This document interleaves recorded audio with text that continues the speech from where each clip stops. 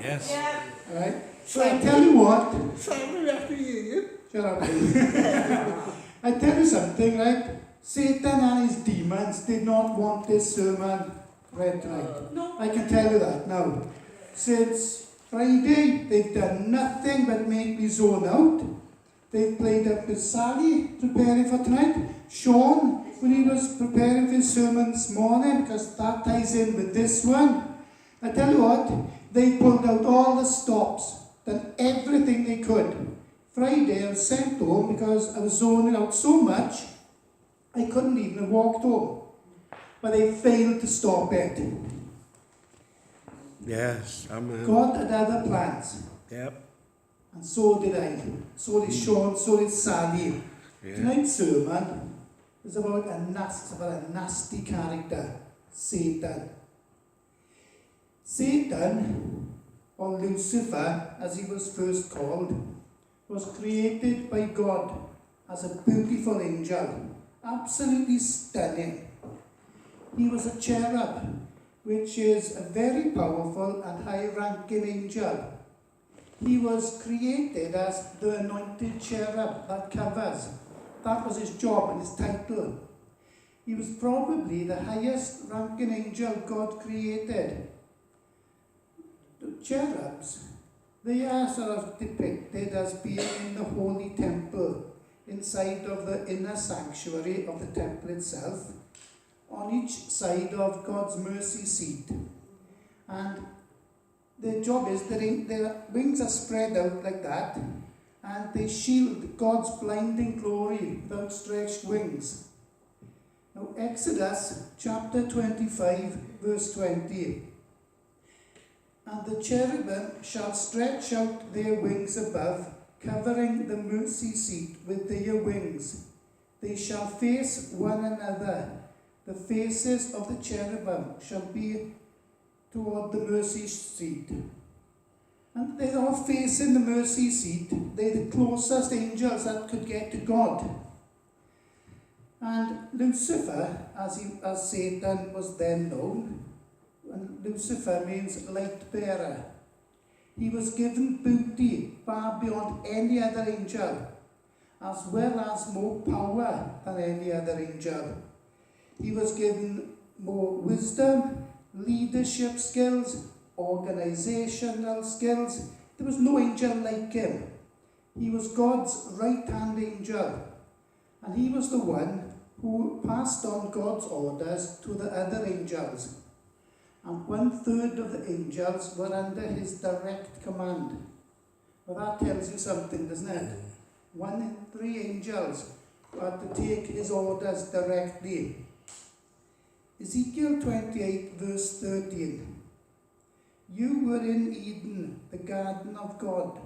Every precious stone was your covering. The sardius, topaz, and diamond, beryl, onyx, and jasper, sapphire, turquoise, and emerald with gold. The workmanship of your timbrels and pipes was prepared for you on the day you were created. Lucifer was covered with stones, diamonds, jewels, precious stones that actually glittered and shone with the light of God's glory shining on them.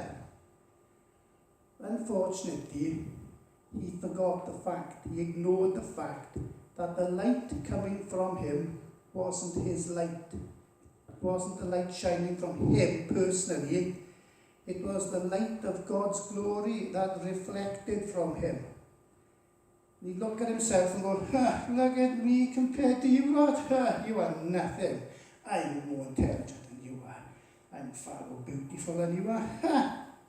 This led to him becoming proud and arrogant and thinking more of himself than he should have.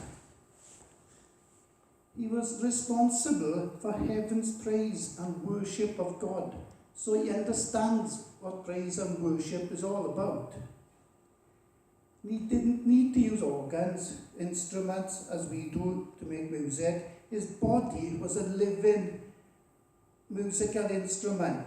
Music came from his body itself. That's all. A lot of what he did was he led praise and worship. He led the heavenly choir of millions or maybe billions of angels all singing and praising and worshipping God constantly.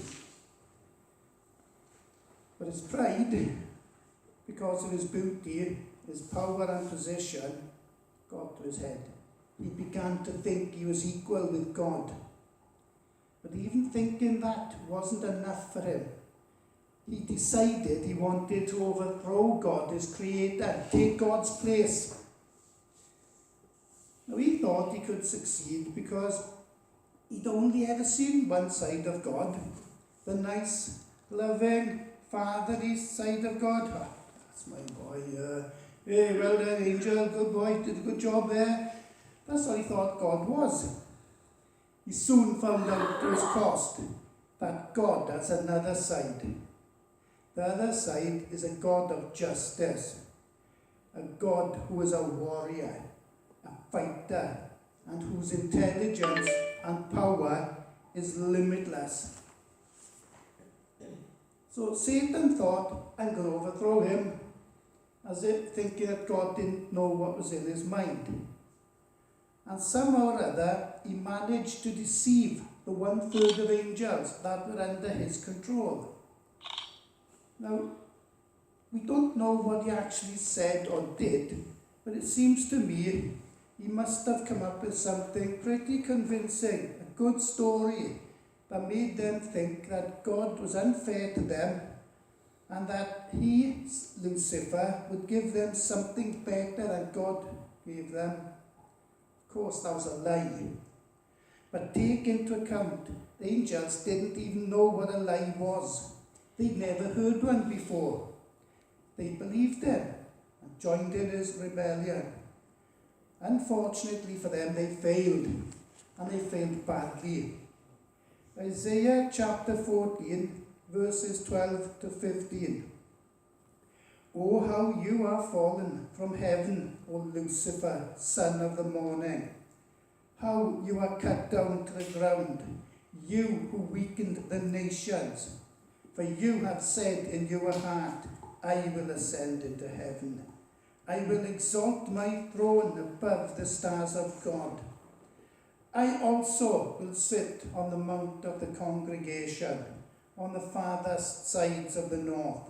I will ascend above the height of the clouds. I will be like the Most High. Yet you shall be brought down to Sheol, to the lowest depths of the pit. More information on Satan's rebellion is given by John in Revelation chapter 12, verses 7 to 9. And war broke out in heaven. Michael and his angels fought with the dragon and his angels fought, but they did not prevail, nor was a place found for them in heaven any longer. So the great dragon was cast out, that serpent of old called the devil and Satan, who deceives the whole world. He was cast to the earth, and his angels were cast out with him. The angels, when they sided with him, were no longer God's angels. God had rejected them. You're not mine, you're his. But they were still angels. That hadn't changed. Revelation 12, verses 3 to 4. And another sign appeared in heaven. Behold, a great fiery red dragon, having 7 heads and 10 horns, and 7 diadems on his heads. His tail drew 1/3 of the stars of heaven and threw them to earth. And the dragon stood before the woman who was ready to give birth, to devour her child as soon as it was born. This tells us Satan took 1/3 of all the angels with him. How many that is, we don't know. But it does amount to an awful lot, especially when you consider that a human being can have many thousands of demons inside them at one time. But if you're willing to do what Jesus said, then this doesn't in any way give them the victory over us, because Jesus loves us so much They gave us the power and authority to cast them out of people. The Bible doesn't give us a great deal of information on the origins of Satan or how he was created. It only talks about how he affects human beings in his work of destruction and death. He is the head of the spiritual forces of evil and the human forces of evil, such as witches, Satanists, and the occult in general.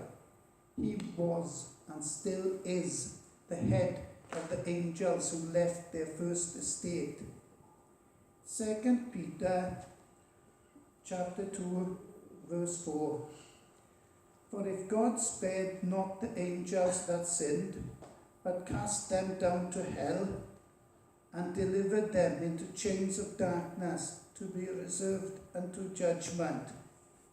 Now these angels didn't side with Satan when he rebelled against God. They stayed loyal to God.